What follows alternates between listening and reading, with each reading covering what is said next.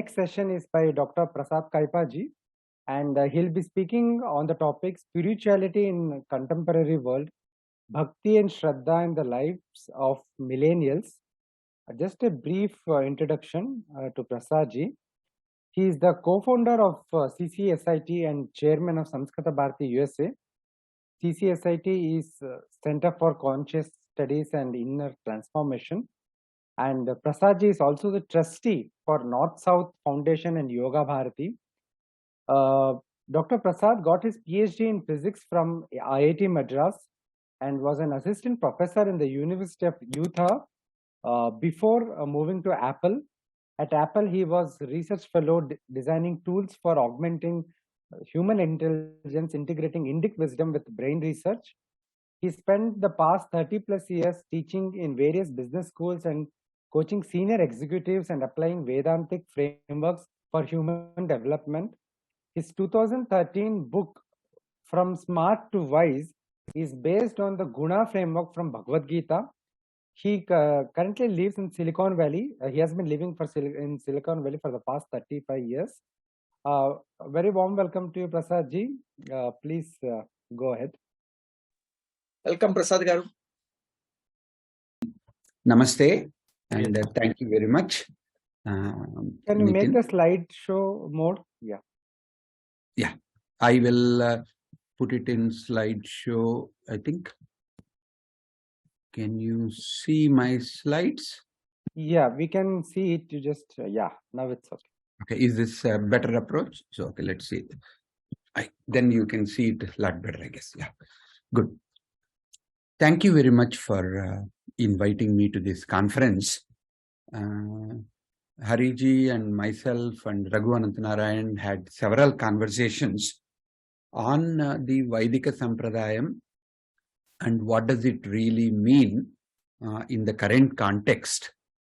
And especially because I have been working with both the Westerners and the Easterners, if you want to call, for a long period of time, integrating the Vedic wisdom with that of the modern sciences like cognitive sciences and brain sciences and management sciences.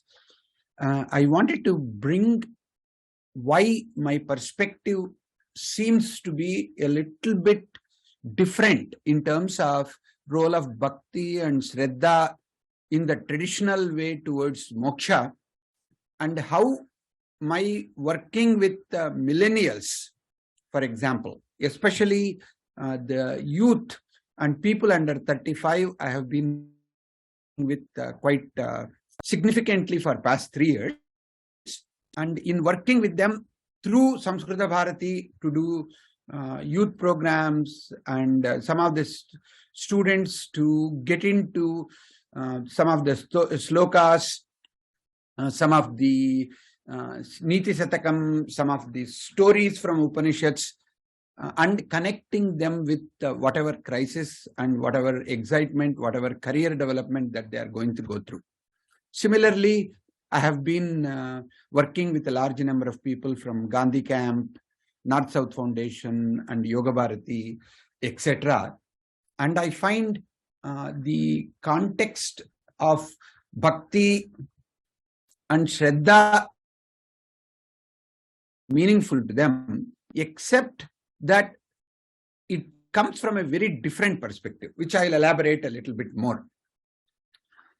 Because my purpose in working with them, especially if they are in the West or if they are in India, like there are a large number of people whom I work with in India as well, they seem to be somehow disconnected with temples, religion, our Guru Parampara, and they only seem to engage with some of them because they are cultural but because their parents will kind of object to them, but don't seem to have deeper connection to their roots.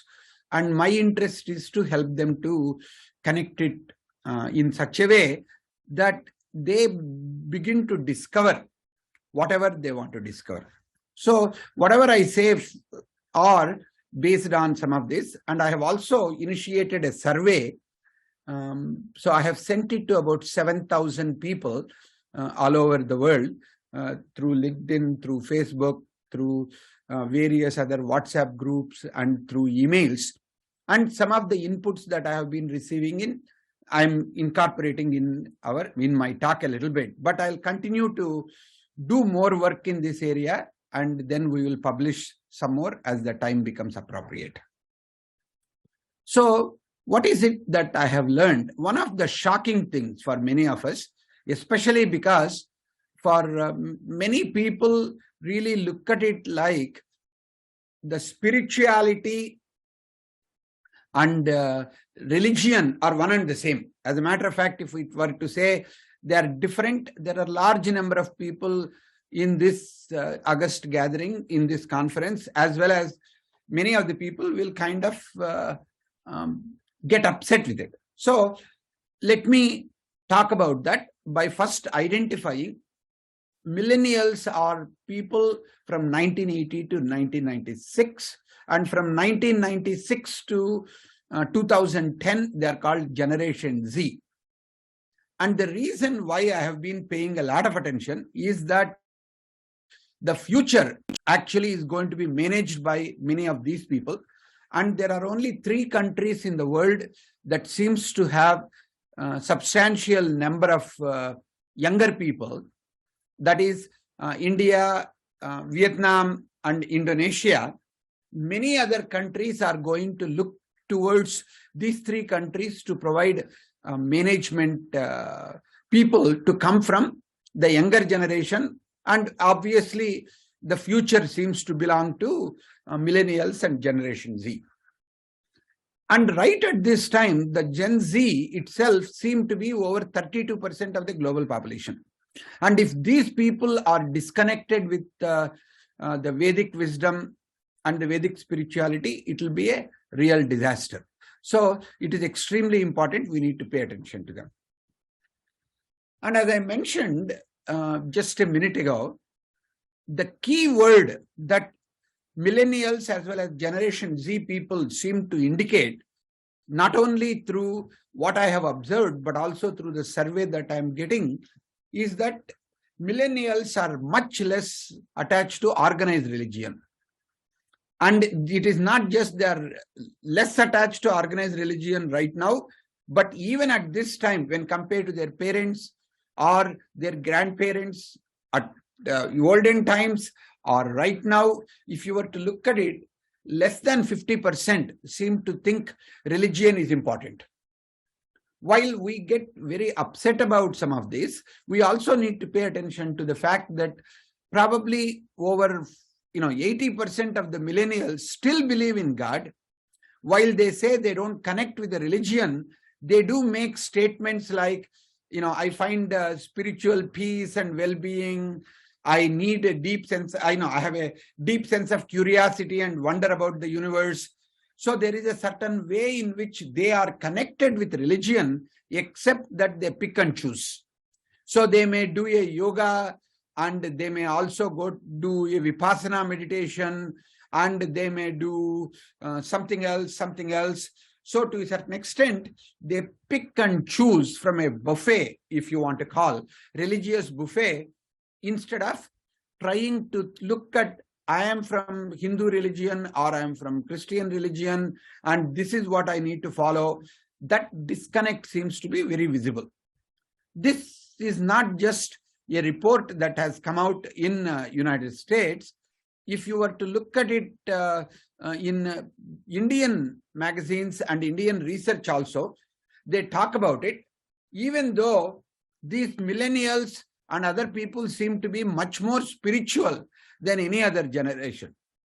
The reason for that is they seem to have a large amount of self-belief, and they seem to look for their own purpose and their own meaning, not necessarily through the traditional Vedic routes or not necessarily going to teachers, even though some of the new teachers like Jaggi Vasudev and some of them seem to have a little bit more influence on them. It looks like Sadhguru Jaggi Vasudev seemed to connect a lot more than many of the other teachers in the recent times.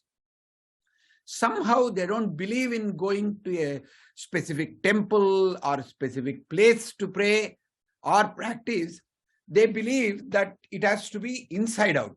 So the prayer can be done from anywhere, and I can meditate anywhere, and the nature seems to be one place they seem to connect a lot more. Not only they connect with nature for prayers, but also they believe that they want to do more good. They want to bring about climate change. They seem to connect about man-made change to be reversed, and they seem to focus on what they want to do rather than what they are told or what they are told to believe. So in that fact, they seem to think and feel that they are more in control of themselves, though surrender seems to come a little bit more easily to them than other generations. What is also interesting on a positive note, according to a research that was published in 2021, it is that 62% of these people seem to believe that the spiritual practices like meditation and connecting with God and consciousness seem to help them to gain clarity. And 70% of them feel that when they do prayer, they seem to feel more in control and more confident. So in some respects, their words might say that we don't believe in God, we don't believe in religion, but their practices seem to be a lot more connected with whether it is the Hindu meditation practices or Buddhist meditation practices, and they seem to be very well aligned with the Vedic spirituality than the words that display. So what I started doing was I created an open survey. This survey just went online today, as a matter of fact, and anybody can go and complete the survey. And as I mentioned, I have sent it to over 7,000 people, and I'm looking forward to getting research data as I go forward. And I have asked people whether they are of millennial age group, Gen Z age group, or even older people. I want all of them to fill out the survey so that we can do comparison between the different age groups, different people who are living in different continents, people who, from different genders. We can actually find a lot of things to be done. Now, what is the biggest issue they seem to have, especially after the COVID situation, after the war that we are facing in Ukraine, or the inflation, or the kind of recession because of the number of jobs that are going away everywhere, not just in Silicon Valley or not just in the United States. The conflicts seem to be between the religion, as the previous speaker, Mr. Arjun, just mentioned, and Dr. Nagaraj Paturi has elaborated. We don't have the split between the religion and science, at least in Hindu religion. And of course, in Buddhist religion, they talk about they being aligned very much.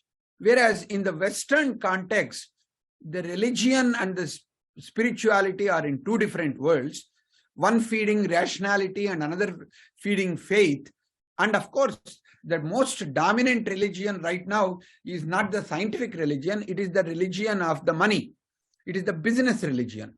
So as you know, now not many people are going to PhDs and masters and scientific research, but the number of business schools that have started, people who want to go to entrepreneurship, people who want to do MBA, people who want to do business has significantly increased. Of course, they do not believe the business focus is pure money. It is all about what you might call the success, growth, all of it. Not necessarily, it doesn't matter what approach is used, whether it is intuitive, rational, logic, it doesn't really seem to matter. So if I were to summarize what I have been learning, it all comes down to like two basic approaches. One is spiritual wisdom as it comes through the religion in a traditional Vedic spirituality approach. On the other hand, the millennials and several of them believe that it has to be a fountain model, a bottom-up model. So they want to experience something through their behavior, through their experimentation. They would like to discover the spiritual principles and the values that are meaningful to them. And from there and through their search through the buffet of religious practices and spiritual practices, they believe they will discover the truth for themselves. And of course, it is very frequently, I have heard people referring to Ekam Sat Vipraha Bahuda Vadanti, saying that, truth may be the same. I have my own way of discovering it. I do not believe many of the teachers, many of the gurus, many of the religious scholars saying it, because their behavior does not, consistently portray what they are talking about. When there is a schism between what they say and what they do, we would rather do our own rather than listening to what they are saying. On the other hand, the Vedic spirituality in the traditional path seems to be starting with certain focus. We don't use the word faith, or we don't use the word as it is in Bible or anything else. We believe in the Vedic pramana, like a Veda pramana, and then values that emerge out of it, and the disciplines and rituals and various things that we do, that is how our religion seem to show up in our people's lives. But the scientific approach, rational approach that many of the millennials and post-millennials believe is, we want to try something, and out of that we want to learn. And at that time, we may be open to listening to some people who have experimented, people whose behavior we trust and believe in, rather than the gurus of traditional religions and traditional matas. Then we will try to co-discover our truths through satsang and through other people, and that wisdom is going to be much more practical wisdom. Of course, we can ask this question, is this really workable? Is this bottom-up approach, saying spirituality is not same as religion, saying that I don't need an explicit guide or a teacher who is very well trained in the Vedic tradition, is that going to do? But some of the things, I suppose, to give them some kind of a leeway and to help them out, even among the Shat Darshanas that we talk about, some of the Sankhya and Nyaya and to a certain extent Yoga explicitly do not focus on the Bhakti in the traditional Bhakti way, but the way of looking at Nirguna Upasana or talking about some of this approach is also something that you can think about, how Satyakama Jabala discovered his own what you call experience with nature, with the various elements in the world, and that later got topped off by his experience with his teacher and his conversations with the teacher. So some of the things, in my survey, already some people have pointed out, saying, when you look at Taittiriya Upanishad in the end, Bhrigu went to his father and father told him experiential learning is the most effective, and he went through the Annam, Pranam, Mano, Vachamiti, all of this type of stuff he discovered, and that is validated in the Upanishads itself. Or, these kinds of stories and these kinds of quotes are told, saying that what they are practicing is not necessarily completely outside the Vedic spirituality. We would prefer them to come through the traditional teachers and all of them, but the way in which they seem to interpret, which of course goes hand in hand with what Nitinji had sent, Bhakti as love seems to connect very well for them, rather than Bhakti as the devotion to God or teachers, some of them. Shraddha, when we help them to identify, they argue that Shraddha is needed in any and all activities, and there is a significant need for Shraddha. It doesn't matter what we do. Of course, The pursuit of moksha is not something that I have heard many of them say we understand or we appreciate yet, because many of them seem to feel to a certain extent, like a Charvakavada to a certain extent. I don't know what is afterlife. I don't know whether I believe in next life. Let us see what it is. We are too young to really talk about moksha at this moment. So that is what they are talking about. And finally, they are saying in the age of Google, in the age of everything being online, everything being very short, and if we want a 2-page paper rather than a 20-page article, or let alone a 200-page book. So pretty much the role of teachers and gurus are becoming more like they have to become sakhis and sakshis to do the mediated learning that is required. In that one-on-one mediated learning experience, they seem to be more open to. So that is where my research is at this moment. One thing I do find is, even though I focus more on millennials and on the younger people, Generation Z, I would also say this particular situation might be valid with a lot of adults and lots of people of all ages who seem to live in different parts of India, let alone in the West. So we do need to pay significant attention to how do we communicate with them and how do we tap their energy, their enthusiasm and commitment towards promoting and actually discovering the Vedic spirituality and get them on the path of moksha. I think that is the question which we'll have to explore in multiple ways of reaching them, rather than saying this is the right way, this is the only way. I don't think Hindu spirituality ever looked at it in that way, but that seems to open up an argument and an opportunity for us to reach larger number of people who do not seem to have clarity and who do not seem to have purpose and meaning they are interested in, but how to communicate it is something I would love to learn from others and the other wise people who are in the August gathering. Thank you very much.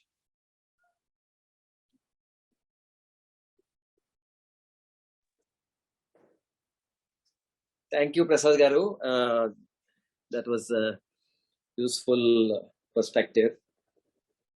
So this whole thing about are we? It's all about framing it, and are we are reacting to a situation? We are reacting to a situation of the current thinking of a certain class of people, and the way they framed themselves. We have talked about, I don't know whether you had an opportunity to participate earlier, the way they framed themselves as spiritual but not religious. That is how they have framed themselves. And this is not just millennials and Gen Z alone. This framing has been done by even baby boomers and even by the next generation also. So this, the framing has been coming from a dogmatic, faith-based religion, and you are leaving that religion. We have already talked about the statistics of people who have who are leaving the religion both in the UK and the US, right. and therefore you are leaving something behind, and you are defining yourself as saying that I am leaving something from behind, but I'm still inquiring about something else. We will come to the millennials later, but the definition of spiritual but not religious has come not from the millennials. Correct. This trend is beyond millennials. I completely agree. So the question therefore is, when we are talking about communication and we are talking about understanding one another, when somebody defines themselves in a particular way, it's a conscious choice. They have defined themselves in a particular way, saying that I am so-and-so, I am not so-and-so. When you have chosen to define yourself in such a manner, then what is this and what is this? As per you, we have to understand. In order for us to compare ourselves with saying whether our tradition has this and this, and if so, how. This is the most important thing that we have to ask ourselves. Subsequently, how we communicate that is a separate issue. Rather than coming from their current position, we have to understand what is our position. I posit to you that in our position, without Shraddha and without Bhakti, there is no spirituality, there is no moksha, there is no pursuit. You are becoming dogmatic, Hariji. I can't listen. You may, yeah, I posit to you. I'm sorry. No, you have quoted. No, you are sorry. I understand that. I posit to you. So we can argue about it. May example, yeah, 1 minute, sir. For example, the examples that you have quoted, of Sankhya and Nyaya, they do not have explicitly pursuit of moksha in the end goal. So I am very clearly saying, if there is pursuit of moksha, then without Ishvara, without surrender to Ishvara, without devotion to Ishvara, without surrender to Vedanta as a pramana, there's nothing there. So you may call it dogmatic, I have nothing to do. But the very same millennial who in Palo Alto goes to a Buddhist chant, goes every day in a yoga studio, then goes home, he has a Buddha statue, he or she, and lights an incense stick before stepping out every day. So there is a devotion that is being expressed. There is a devotion to a particular vigraha that is being expressed. What is a ritual? A ritual is a regular, systematic, consistent practice of expression of a devotion or a surrender to a particular form. That is a ritual. And the millennial and Gen Z is expressing that. So therefore, a non-theistic religion like Buddhism also, post-Buddha, they're full of Buddha statues and vigrahas and chanting and this thing. So they themselves could not survive on a non-theistic manner. So we must understand and go into the basics of what is the question that is being asked. The question that is being asked is, Shraddha and Bhakti are sine qua non, are essential features in pursuit of spirituality. That is what I'm positing to you. I may appear dogmatic, but I'm just positing that to you. Nagaraj, you can express. Yeah. I was very happy to see that Prasad Garu, towards his end, ended his talk with the sentence that he wants to learn from the other speakers today. And I'm sure all the other Shastra speakers, like Jamala Manaka Srinivas Garu, who is going to speak next, or Gauri Maulikarji, or the other speakers that spoke today, they are all Shastriya speakers. And this Shastra, when it is translated into the contemporary idiom and English and all that, will definitely persuade and convince the millennials or Gen Z or whoever it is, because it is highly rational in its communication, highly reasoning in its communication. It does not depend on a blind faith in anything that is beyond their comprehension. It is purely logical, rational, and highly reasoned out kind of communication. The problem is coming because the communicators from the Vedic spirituality today are not trained that way in Shastra. They are neither here nor there. They are not aware of the problem from where the faith versus science debate started during the emergence of modern period in Europe. They are not aware of how that kind of faith, which is posited as opposite of science, has been universalized and has been imposed on Vedic spirituality also through contemporary education. And they are not able to scan out and sort out these problems of universalization, of blind faith, and putting it on to Hinduism, putting it on to Vedic spirituality, and removing that through an actual right, reasoned out, rational, scientific, logical presentation from the Shastra, from the Shastriya scholars to the millennials directly. from the Shastriya scholars to the rational thinking Janji directly, then this will be scanned out, this will be sorted out. So the problem is coming is because Vedic spirituality is getting represented by the people who are not rigorously trained in the traditional method of Vedic spirituality itself. So we have today an opportunity of listening to all the Shastriya scholars who are trained in the Vedic spirituality in its actual traditional way. Then if millennials are audience of this program, they will also get convinced that this is not a faith which is opposite of science. In fact, I'm very happy with the example that Prasad Garu has quoted about Jaggi. Jaggi has started with inner engineering, which is purely, yoga and. But actually speaking, the net result of, and if you go to Jaggi's website, there's no word, he doesn't use the word Hindu, he doesn't use the word Shiva also, he uses Adi Yogi.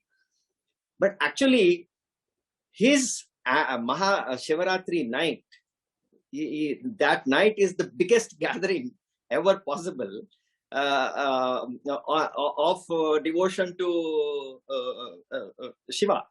So he is bringing back the millennials that Prasad Garu is earning for, first by the yoga part and first by the spiritual part and first by his flamboyance and all that jazz that he has. And then he is bringing them back into devotion through this thing. So I'm not at all on that. We see that very effectively being used by all the pop age gurus. Shri Ravi Shankar also does that. So it's, I have no problem. I'm not on the millennial problem. I'm on the larger problem of the Sam Harris problem. I shared the the problem is not with millennials. The problem is with the people like Sam Harris who are advocating that kind of a thing. And Sam Harris is not a millennial. So they are very conscious. They're very aware. They're aware of the appropriation that they're doing, but they're just lazy. And because they are in a hegemony kind of power structure, these kind of things are happening.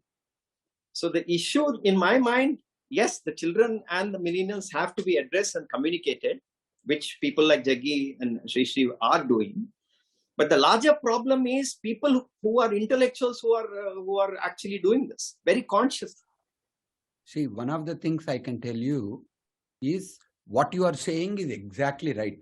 We do need to listen to Jammal Madga Garu and Gauri Mahulkar, and Dr. Tulsi Joshi and all of them. And we need to make this, just having a seminar conference is not going to cut it. We need to create some spices of it, create an article, set of articles, publish it in places where other people read. As you rightly say, it is not just a millennial question. Everybody, but millennials is where they see it. So we need to communicate it and bridge that gap, just like Sadhguru has bridged the gap, or just like Sri Ravi Shankar has bridged the gap. We need to create more opportunities to bridge the gap. I am 100% sure once the wisdom that we have been hearing today in the conference, if it can be communicated in a way that is meaningful instead of a dogmatic way, I am right. When you learn my way, you will notice that I am right is a very arrogant approach. Nobody gives a damn for that. But if you can begin to listen to that saying, I don't have a clue how to communicate to all these people. We have the wisdom, but we haven't figured out how to communicate to people who think spirituality is very different from religion. There is no necessity for bhakti, as because there are other things. I think we need to learn how to communicate it to people who have not done. I think that is where that kind of a bridging need to happen. Then the arrogance that the millennials and the academics have got, and the arrogance that we have, I think we'll find a way in which that will melt into something beautiful, and the flow will become reconnected to the eternal. That's what I'm hoping. I think we have had...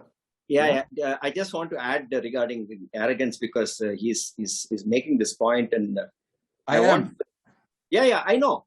And this is not arrogance. This is anguish. There's a difference between arrogance and anguish.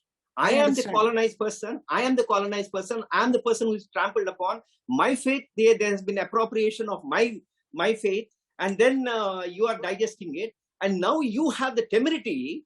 Mr. Sam Harris has the temerity, and he's a representative, the icon of this. And he says, I don't have the time. Purists will insist on the important differences among various schools of Buddhism and the tradition of Advaita Vedanta. Although I touched upon these differences, I do not make much of them.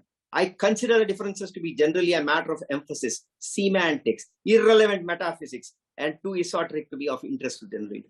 This is arrogance. This is arrogance. Yeah, I agree.